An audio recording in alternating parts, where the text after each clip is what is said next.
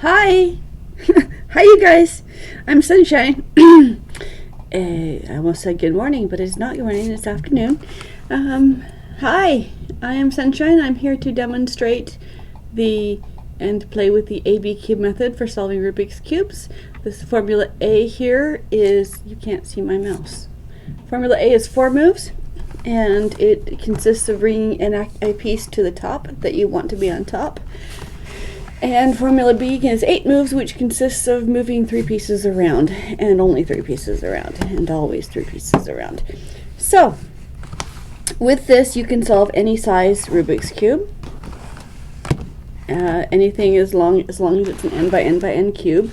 It does not necessarily work with shapeshifters, pyramids, minxes, those types of things, but it also does not necessarily not work on them.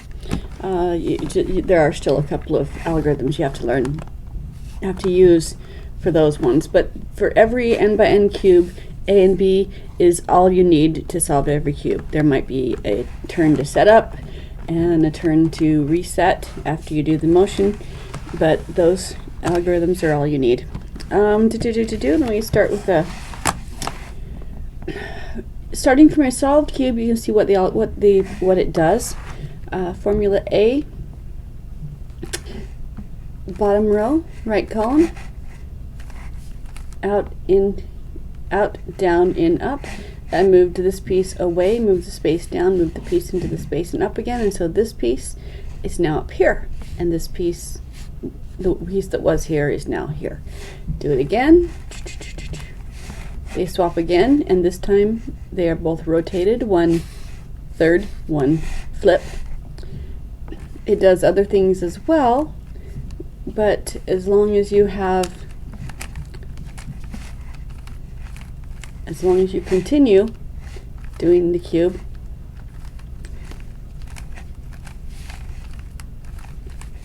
doing the formula, in multiples it's of 6, which the cube will always be, the bottom resolves itself. So you don't have to worry about doing Formula A or Formula B to twist something around or to move pieces around is not ever going to mess up the other pieces that you already have.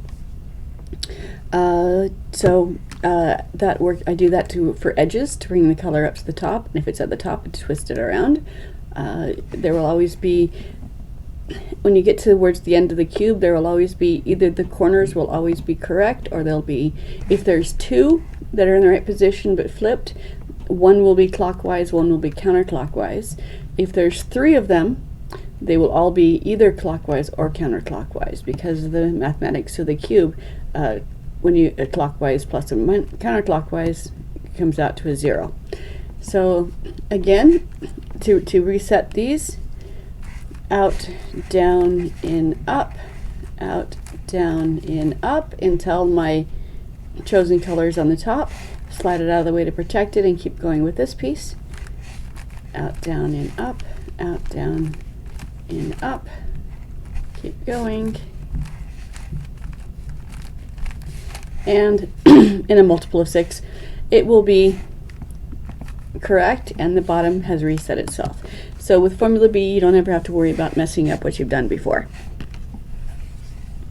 Formula A, the same thing as long as you do it in sets. Fix my stage here. How y'all doing? You guys have a great day? You're getting ready for the weekend? Alright, so Formula A brings something to the top. It also brings, you can also use it for the center. To apply to this piece, I move it out of the way. I move the space where I want it to be down. I move the cube into the space, giving the space back up again, and there you have boxes. And the reverse is the same. Find your 3 colors that you're working with, and in, down, out, down, in, up. So that's Formula A. And Formula B will move 3 pieces around, and which depending on which cubes you want to move, determines which two columns you're going to use. It's always the top row and two columns. If I use the outer columns for my formula B, slide up, slide up, slide down, you'll notice the bottom has not been altered because formula B only moves the three pieces that I want to move. And these three pieces have rotated. If I do it again, up, up, down, down, then they rotated again. So if one is clockwise or counterclockwise, if one is clockwise, two of them will be the counterclockwise, and then three will get you back to the beginning.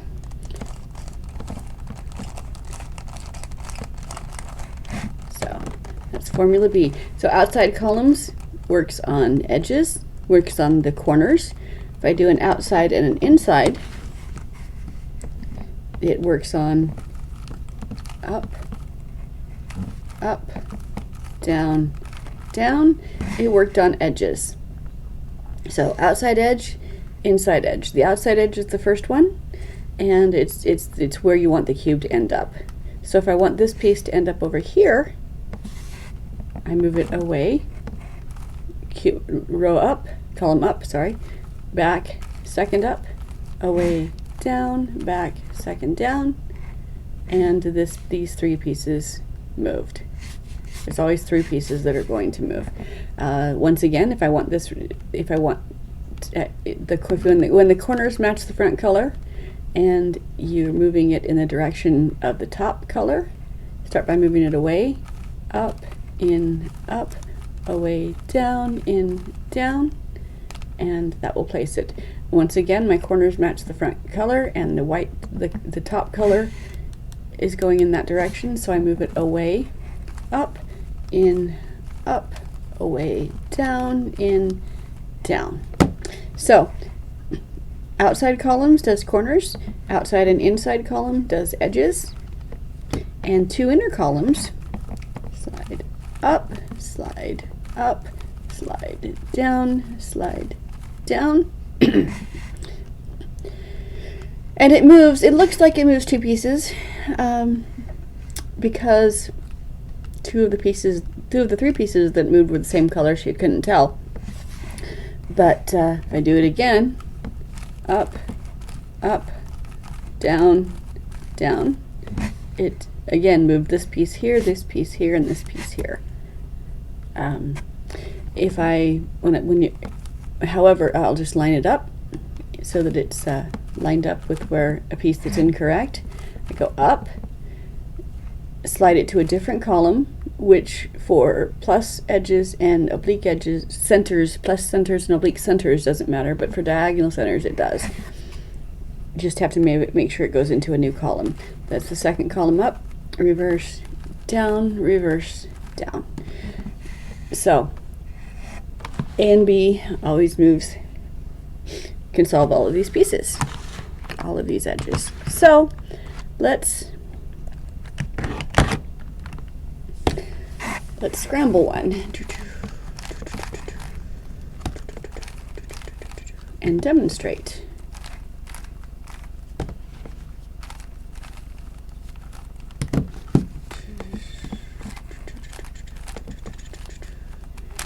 Scramble, scramble, scramble. Scramble, scramble, scramble.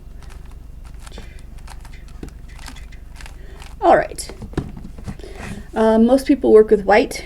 I work with yellow simply because all of my cubes have a yellow that's opposite and some of my cubes, most of my black cubes have a white side, but my white cube has a black side, so yellow seems to be consistent with all of them, including when the 3x3x9 is designed so that the yellow and white are the easiest ones to solve. So to be consistent with all of my cubes, I always work with yellow first, but you can do it color neutral. I just was told when I was creating the book, the method, to tell people, don't make people make their own decisions, tell them what to do. So we're working with yellow because, huzzah. So I'm going to start by finding a cube that we're working with corners first. Each corner has 3 colors, and so I'm looking for a corner that has yellow on it already. This one does. So I'm going to put my left thumb on there and keep that safe, and I'm going to look at the cube corner that is under my right thumb, top, front, right. And my goal is to have the yellow be on top. So the first thing I do is I say, is the yellow on top? No. Is there a yellow anywhere on these 3 corners? No. If the answer is no, then I look to the corner beneath it, because these are the 2 that are going to flip when I do an A. And I see, is there a yellow somewhere on this corner? The answer is yes. If the answer is no, I simply rotate the bottom quarter turn until the answer is yes. And as soon as there's a yellow in one of these 2 places, then formula A will bring it to the top. So I move this piece out, away from this action. I move the space down. I move the cube into the space, and the cube and the space together back up. Yellow's on top, where I want it. So, holding the cube stable, I rotate the top to move this yellow out of the way and keep it safe, and I work on this cube, this corner. So, is there a yellow? No. Is there a yellow? No. I rotate the bottom until the answer is yes. And as long as there is yellow somewhere on one of these 2, formula A will bring it to the top. How am I doing today? Hi! Thank you for greeting me. How am I doing today? I'm a little bit tired.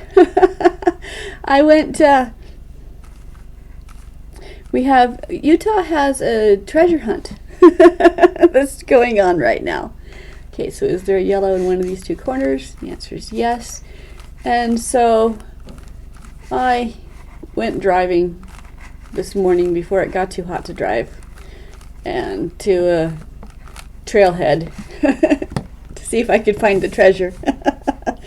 I grossly overestimated my ability to walk up a hill. So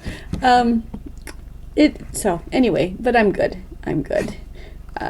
So yellow's on top. How are you today? GD Nico. Okay, so yellow's on top. I'm going to look.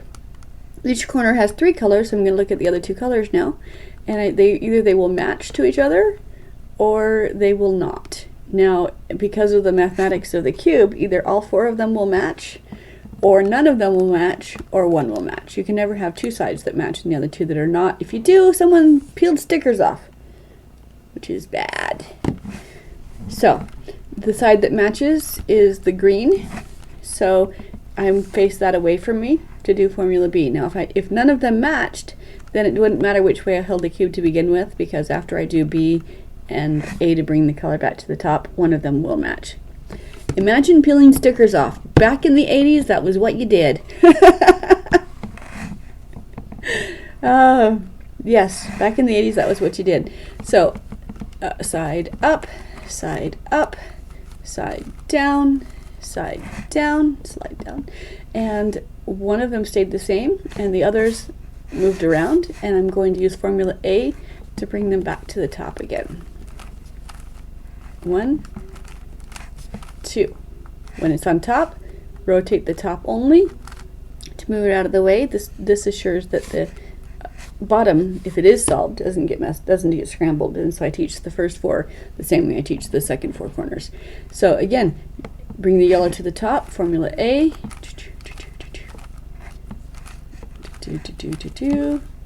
bring it, slide it away to protect it, keep going. I'm asked, so yeah, every time I'd walk down the street, and if I had my cube in my hand, and it was only a 3x3 because that's all there was back then, and here you see that the side corners match each other. So yeah, I'd have a cube in my hand, and people would be walking by and like, "Ooh, you have a Rubik's Cube. Did you take it apart and put it together, or did you peel the stickers off?" Because that was the only way. I'm like, no, I solved it. They're like, no, you must be a genius. Of course, the way to solve it back then was to buy a cube book from the corner drugstore, memorize it, and then amaze your friends. What is my best time in a 4x4? Well, you know what? I'll be honest, I don't have a timer, except for I have a GoCube, which has a built-in timer. So I'm able to know that my average time on a 3x3 is a minute and a half. I'm not particularly fast, because I still have my hand movements. I still have my muscle memory from the 80s when the cubes were not as smooth as they are now. It took two hands to make each turn, so there really weren't finger movements and stuff. So I don't know my time in 4x4, but when it comes to teaching, be it a 3x3, a 4x4, or a 10x10, doesn't matter. When it comes to teaching the cube to a non-cuber, I can teach in between an hour and a half and 2 hours. Will teach them to solve any cube. And I am pretty consistently with that. It takes me about an hour and a half. I usually do it in 2 1-hour sessions. And the first session I have all of my cubes. I have a 2 and a 3 and a 4 and a big cube. And I scramble them all, and I'll give someone a cube, and I'll point to formula A, and I'll walk them through solving getting your color to the top, and then formula B scrambles it around, and then once they've got the corners done, I'll take that cube away and say, okay, now do it on this cube. Now do it on this cube. Okay, good. Now do it on this cube. And I get them just doing corners, corners, corners until they are content that they know how to do the corners. And then I'll send them last 5 minutes. I'll send them away. I'll say, okay, now just real quick, A and B is all you really need to know. A, you can apply to the center, and B, you can do, if you use different columns, then you're moving different pieces around. So it's always 1 row and 2 columns. So go play with that, and I'll give them a cube to play with, and they'll come back a week later and they'll say, I have just one question. It's always, I just have one question. And if it's a 3x3, the question is invariably what to do when everything is in the right place, but 2 of the edges are flipped, and which is, I'll have them line it up, and I'll say, okay, we're going to do a formula B for the edges, and then do the top twice to bring it from the back to the front, and do formula B again. Bye. Have a wonderful weekend. Thank you for spending time with me. And so that's 2 edges that need to be flipped, and it's just B, top, top, B, top, top. If it's a larger cube, the question is invariably the parity, because I didn't go over parities in the first lesson. So I will just demonstrate that the parity can be that I said there's always 3 pieces to move. So if you only see 2 pieces, then the piece that you don't see is the piece that you don't see. It's the center. It's the slice of the cube that the parity is on. And so if you make that, if you have 2 pieces, which you can do on this one, you can't do on this one, but if you have 2 pieces, if you have a parity, just rotate the slice that one of those pieces is on by 1/4 turn, and then solve for the edges again, and the parity has disappeared. So yeah, it takes me between an hour and a half and 2 hours to teach a newbie how to solve any cube they get their hand on, and they can. I have fun. Just I'll scramble a cube, and if I see someone who I've taught, I'll just scramble a cube and pass it off to them, and invariably they'll just start solving the cube without breaking conversation with whoever they're doing it, because it's relatively mindless, because it's just A and B. Since A and B is all you do, you don't have to memorize. You don't have to remember different algorithms, and you don't have to remember which one goes first or which one, and then how to, in what order to avoid messing up other stuff. It's just A and B, and so for me, it's kind of meditative. I like doing it. All right, so we've lost GD Nico, but we've got a few more people. Hi, if you're new, I am Sunshine. Welcome to my Twitch channel. I'm the creator of the ABCube method for solving Rubik's Cubes, which means that if you memorize formula A and formula B, you can solve any Rubik's Cube any n by n by n cube that you have without memorizing any algorithms or any, especially long parity algorithms. You don't have to worry about which order to do. I generally do corners first, because every cube has the 8 corners, whichever cube I'm working on. I do corners first, and then this one's solved, and everything else has established what side each face, which color each face is going to be. When 3 by 3 we used to work around the absolute center, but when that stuck around but became obsolete, became unnecessary once we went to the 4 by 4 and larger. So I've got my yellow corners on top. We're going to start with corners. I've got my yellow corners on top on all 4 corners, and I did my formula B and used A to bring the colors back, and so now all of my first 4 corners are correct to each other. Okay, so at this point in time, I put them face down, and I'm going to ignore them. They're going to take care of themselves now. And I work with the second color, the opposite color, the color that is opposite the yellow.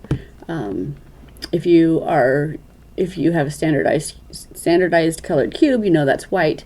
But if you are new to cubing and you don't know, you just look for what one color do these 4 all have in common. And if you need another clue, it's not something that's touching the yellow. So it's not the green, and it's not the red, and it's not the blue, and it's not the orange. So it's white. So once we've established that it's white, a couple of them are already on top, so I'll leave them alone. And put my left thumb there to guard it. Now I don't have to say, is there a white here, because we've already established that there is. So all I need to do is formula B applied to this piece until white is on top. And so 1 row, 1 column, bottom row, right column, and it's going to move this piece down and up and rotate until the white's on top.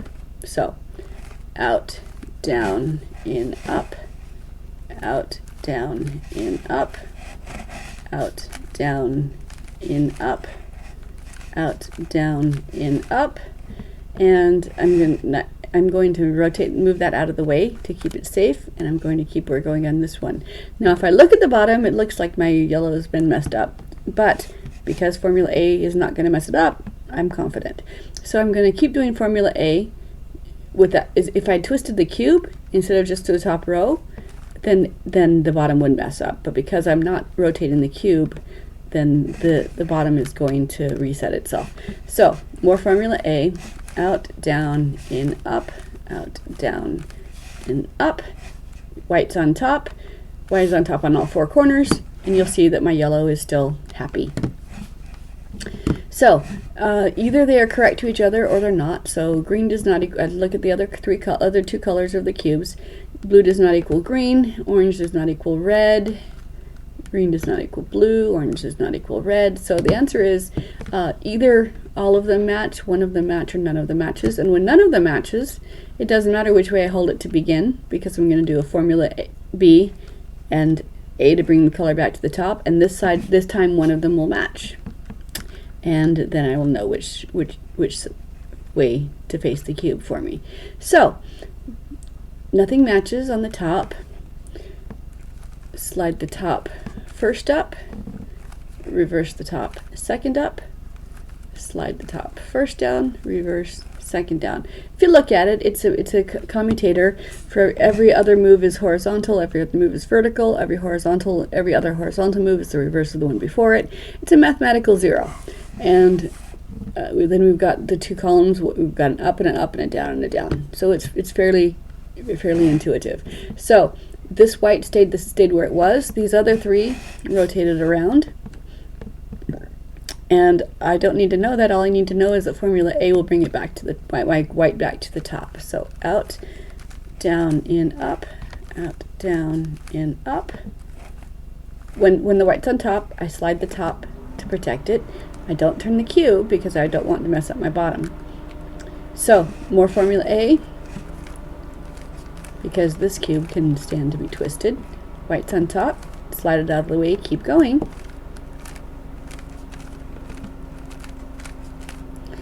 And now my white's on top again. My yellow is still happy. And I look to see green does not equal red, but blue equals blue. And it's the only side that matches, so it goes away from me. And I do Formula B again. Slide up, slide up, slide down, and it looks like, there again, yellow is still happy. I'm going to use A to bring my white back to the top again. Out, down, and up.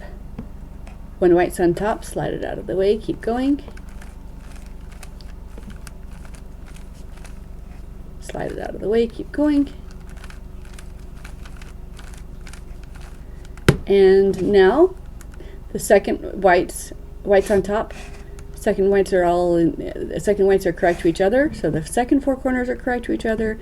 The first four corners are still correct to each other. So I rotate the top row until the top and bottom are correct to each other. And now all 8 of my corners are correct to each other. And with the 2x2, that means it's solved. But with everything else, that tells me what color each face is going to be, because the corners dictate it.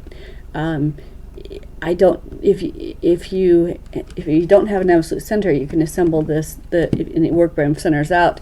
You can have assembled the centers in an incorrect spot, but you cannot put the corners in incorrect spots. If the corners are correct to each other, then that's definitive. Okay, so I do the corners first, and then, since I've been training my eyes to look for the yellow and white, I'm going to continue working with yellow and white. So the corners are done. I'm going to move to the next step, is the edges. And so we've already established that Formula B for an outside and a center is going to move a piece from the top front to the left, to whichever direction I'm sending it into. Away up, in, up, away down, in, down. You can see it again. So these 3 pieces are moving around. So I'm working on edges. So I'm doing the yellow and white edges. So I'm looking in anywhere between these two the corner pieces to find a yellow or a white. And if I find a yellow or a white, then that's the cube I'm going to place. But I want that color to be on top, so I'm going to flip my cube around so that the piece I'm working on, the yellow or white, is on top. Now my yellow and white are faced left and right. It doesn't matter whether it's this way or this way, as long as yellow and white are left and right. So this is the piece I'm going to apply Formula B to, which means top row and 2 columns. The first thing to do is move the corners together until they match the front color, and then look at the top to see which direction it's going. It's going in the white direction rather than in the yellow direction. And so so where it's going to end up is my first column. So this is my first column, and where it begins is my second column. So this is my second column. So I start by moving it away from where it wants to go. So away, up, in, second up, away, down, in, second down. And now this one is placed, and I'm looking for another yellow or white. Okay, here's one. Bring the corners to match the front. Determine which direction it's going. It's going in the yellow direction. So away, first up, back, second up, away, down, back, down. Okay, that one is placed. And find another white or yellow. Bring the corners to match the front color. It's going in the white direction. So first up, second up. I move it away, up, in, up, away, down, in, down. And that one is placed. And we find another piece and place it. So corners match the front. Determine its direction and move away, up, in, up, out, down, in, down, and we find another piece. Okay, here's some yellows, but they're on the front. I want them to be on the top, so I flip my cube. So yellow and white are still left and right. And I'm working with this piece now. In the corners to match the front, determine its direction and move it away, up, in, up, away, down, in, down. There's another piece. Bring the corners to match the front. It's going in the yellow direction. Away, up, in, up, away, down, in, down. Find another piece. It's on colors on top. Bring the corners to match the front color. Determine its direction and move it away. First up, back, second up, away, down, back, second down. So it's only moving 3 pieces at a time. Okay, no yellow right there, no yellow or white there. Here's a yellow or white here. We'll work on this one first. We'll work on this one first since the corners already match. And you're just going to keep doing this for as long as there's a yellow or white anywhere on the edge pieces between your corners. And you find it, determine its line up the front, determine its direction, toss it in that direction. Over and over and over again for as long as there's a yellow or white to place in the middle. Away, up, in, up, away, down, in, down, and you're going to end up, when there's nothing else, let's pretend I don't see that piece. Let's pretend if I don't see any more yellow or white, then I look to see whether everything is correct, and they either might be or they might not be, because for instance, this piece is to the side where it's going to end up, but it's placed incorrectly. So what I could do in that situation is just take a garbage piece to put into that space. So I'll mark it that way. So away, up, in, second up, away, down, in, second down, and that gives me a piece in the middle that I can place. And we keep placing from the middle to the outsides for as long as there's something to place. The corners match the front. It's going in the white direction. Up, up, down, down. To me, this saves time. I don't, for instance, find a piece, an edge piece, and say, oh, where's the other one that's just like that one? Here's a green and white. Where's the other green and white? Let's put them together. And then after I put them together, I can place it as a 3x3 later on. That just seems to be an extra step to me. So they place each other as they come up.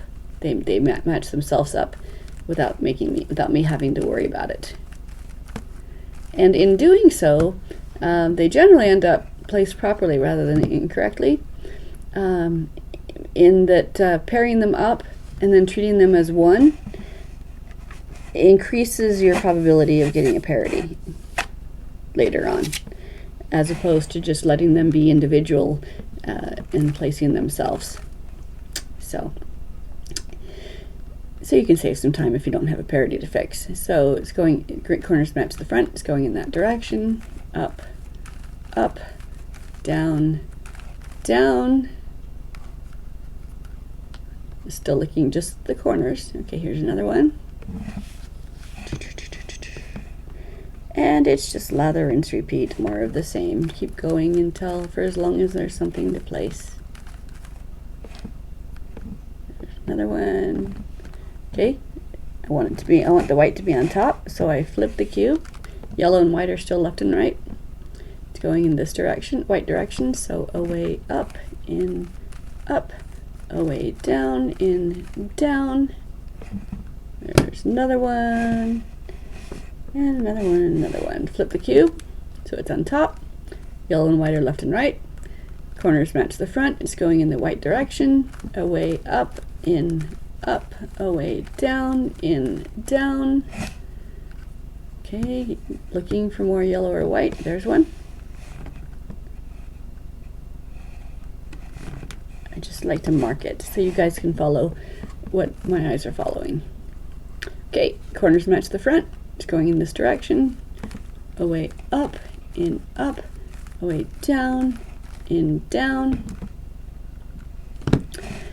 No yellow or white, no yellow. I'm ignoring the centers. I'm only looking at edges right now. Okay, there's no more yellow or white. So now I look again. Either the yellow edges are correct and the white edges are correct, or they are not. If they're not, like I said, if these two cubes are flipped, for instance, I would just displace one of them, and then it's in the center where I can place it until it comes back. So yellow and white the edges are correct, but formula B moves from the top to the side. So I'm going to put the white face down, and I'm going to keep placing things from the top, front to the side. So I'm going to find a piece that's incorrect. This one's correct, but this one's not. So I'm going to apply formula B to affect that piece, and I'm going to displace one of my yellows to do so. Slide up, slide second up, out, down, in, down. Okay. Now I'm only really looking at one piece at a time, and so since I'm working on the side edges, white's going to be there to remind me what row I'm on as the columns go up. So I'm keeping my white down for the rest of the cube. But I'm looking for the piece on top that's not yellow. I'm ignoring all of the yellow pieces and working only with the piece that's not yellow until my yellow finds its way back to the top, which it will. So once again, I'm holding the top row. I'm moving the entire cube until the corners, the bottom corners, because we're ignoring the top row, until the corners match the front color. So it goes this way. Corners match the front color. It's going in the red direction, so that would be this way. And so again, first up, second up, move it up, begin by moving it away. Up, in, up, away, down, in, down. You see how my whites remind me of what row I'm on. If I get into larger cubes, like this one, that becomes more helpful. But I'm looking at the top for the cube that is not yellow, and I'm going to place that. Okay, hold the top row, move the cube until the corners match the front. Determine its direction. It's going in the green direction, so away, first up, in, second up, away, down, in, down, and I'm just going to keep doing this until my yellow comes back to the top.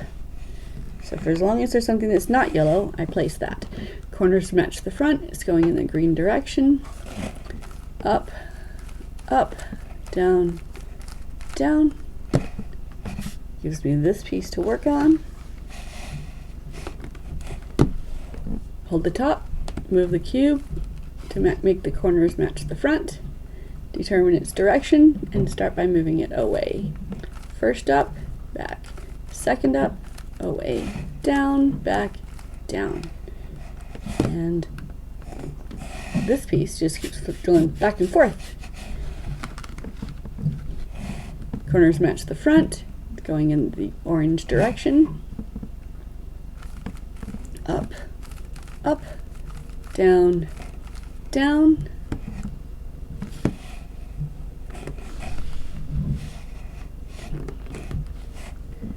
Corners match the front, that direction. Up, up, down, down. Keep going until my yellow comes back to the top. Corners match the front. It's going in this direction. Up, up, down, down, and look at that. My yellow came back to the top. When the yellow comes back to the top, set the topping and look at the sides. Either they will all match or there will be some that are not. So these ones are correct, these ones are correct, these ones are correct, and these ones are correct. Alrighty, so there's my cage. Cage is done. The corners and the edges are done.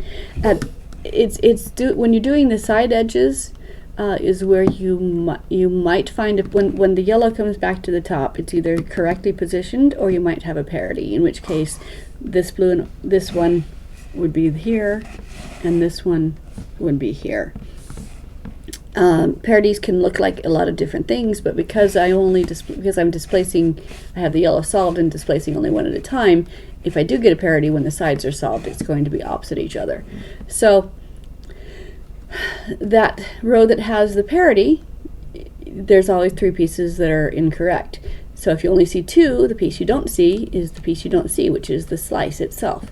So you would turn that 1/4 turn, and then you'd have one piece either direction, doesn't matter left or right, doesn't matter clockwise or counterclockwise, but 1/4 turn, and then you'll have then instead of having two edges that need to be swapped, you'll have three edges that need to be swapped, and you either have an algorithm that does that, or you can use formula B again.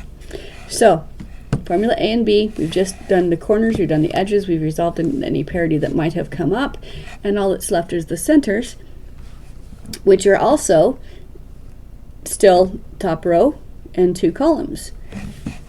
The two columns are where the cube is going to end up and where the cube is going to begin. All right, so here's the thing. If you want to, for the first face, you can do formula A. You know, I can say, okay, I'm going to move these out of the way.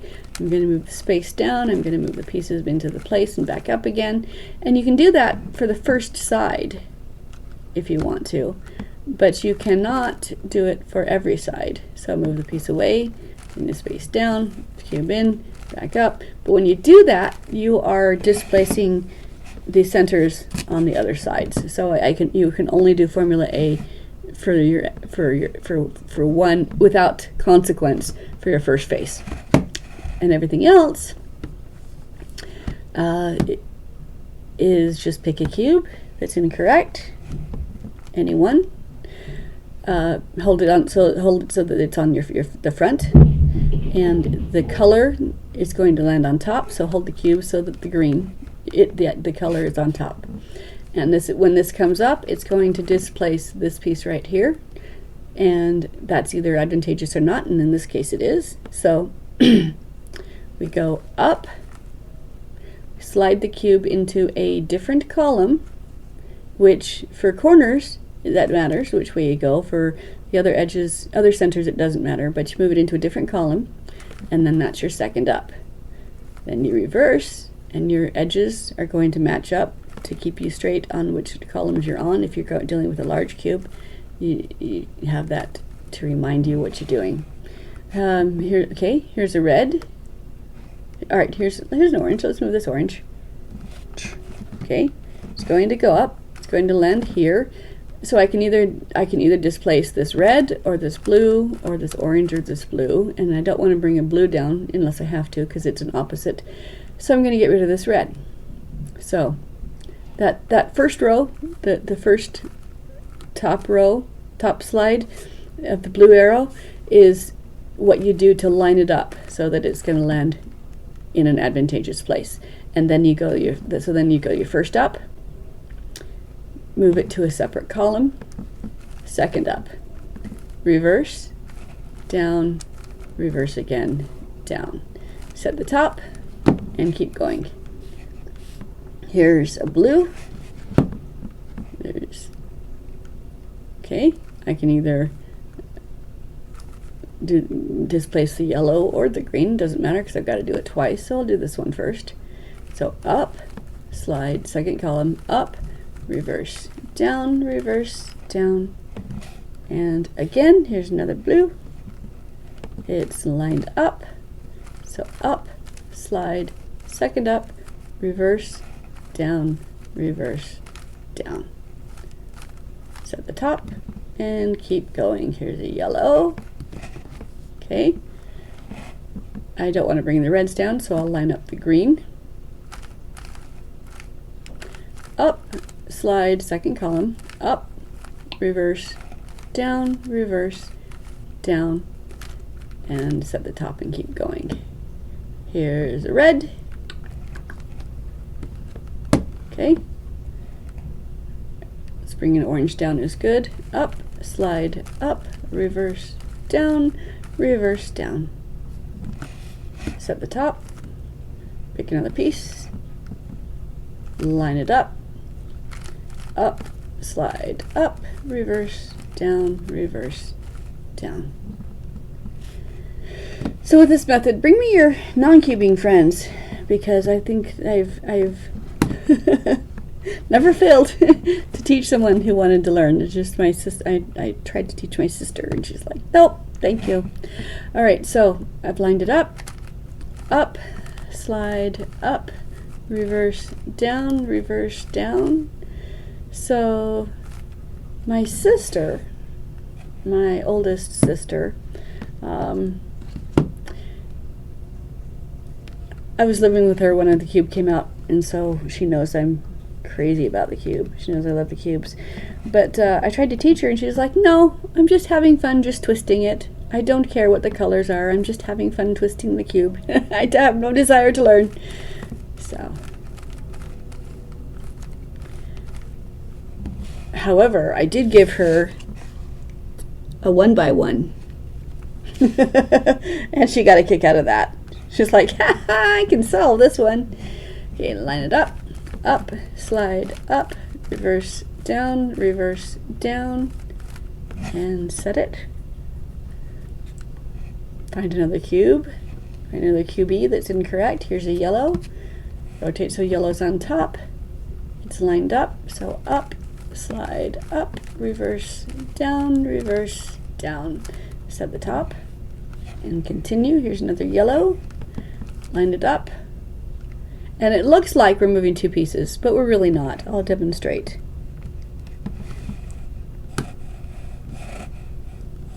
Okay, this piece of course is going to go here, and we'll see whether this piece, where this piece ends up. So we go up, slide up, reverse, down. So this piece went up, and this piece came down, but this piece went over. So even though it looks like there's two pieces, there's always three pieces. Which incidentally, when you're taking a cube apart to clean it or whatever, and you put it back together again, for the 3x3, we all know that if you take it apart, you have to put it back together again in its solved state or in a solvable state. The only way to know if it's solvable is if it's solved, because each piece can only correctly be in one position. Anything else is unsolvable. No matter how many times you twist it, you won't get it solved. Or if this corner is flipped, if three of your corners are correct and one of them is not, that's an impossible situation. So on a 3x3, you take it apart, you have to put it together again to solve. But the 4x4 and anything larger, the corners of course have to be put together correctly, and the edges have to be put correctly, because they are only correct. They can only be in one correct position. I mean, they can, but in the absolute center, of course, has to be correct. But the floating centers, meaning the diagonals or the pluses or the obliques, any piece that can correctly be in more than one position. So this cube can correctly be here or here or here or here.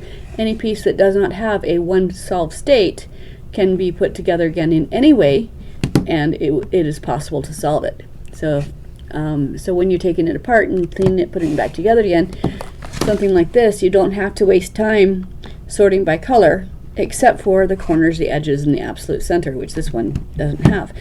All of the other edge pieces you can assemble just by shape, and it will always be in a solvable state. So there we have it. I've had fun. Thank you for joining me, and I will be back here tomorrow morning is the plan. So I hope you guys all have a wonderful weekend. Hope you have plans. Hope you're going to have fun, and I will see you guys in the morning. Bye.